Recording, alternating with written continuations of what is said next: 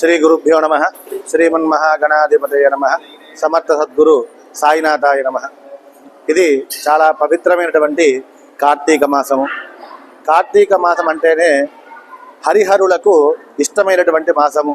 శ్రావణ మాసము శివునికి విశేషము, ధనుర్మాసము విష్ణుమూర్తికి విశేషం. కానీ కార్తీక మాసం వచ్చేసరికి శివకేశవులకిద్దరికీ ప్రీతికరమైన మాసము.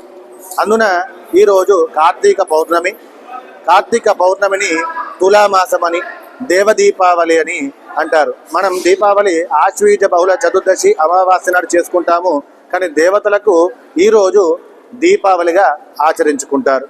ఈరోజు ఇది కార్తీక మాసము, దామోదరునికి ప్రీతి మాసము. కార్తీక దామోదర ప్రీత్యర్థము తులసి కళ్యాణము, ఉసిరి చెట్టుకి పూజ, దీపదానము, అన్నదానము ఇలా చేస్తూ భగవంతునికి సంతృప్తి చేసినట్లయితే మనకు మంచి అనుగ్రహం కలుగుతుందని శాస్త్రాలు, పురాణాలు చెబుతున్నాయి. ఈరోజు మనము 365 వత్తులు వెలిగించినట్లయితే చాలా పుణ్యము వస్తుంది. ఎందుకంటే సంవత్సరానికి 365 రోజులు కాబట్టి కనీసం ఏ రోజైనా దీపం ముట్టించని రోజు ఏదైనా ఉంటే కనీసం ఈ రోజు దీపం ముట్టిస్తే సంవత్సరంలో ముట్టించిన ఫలితం భగవంతుడు ఇస్తాడు అని ఈరోజు 365 వత్తులు కలిపి అందరూ నేతిలో ముంచి దీపాలు ముట్టిస్తూ ఉంటారు.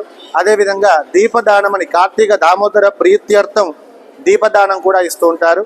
అలాంటి విశేషమైనటువంటి కార్తీక మాసాన్ని అందరూ ఆచరించి మంచి పుణ్యాన్ని సంతరించుకోవాలని కోరుతున్నాం.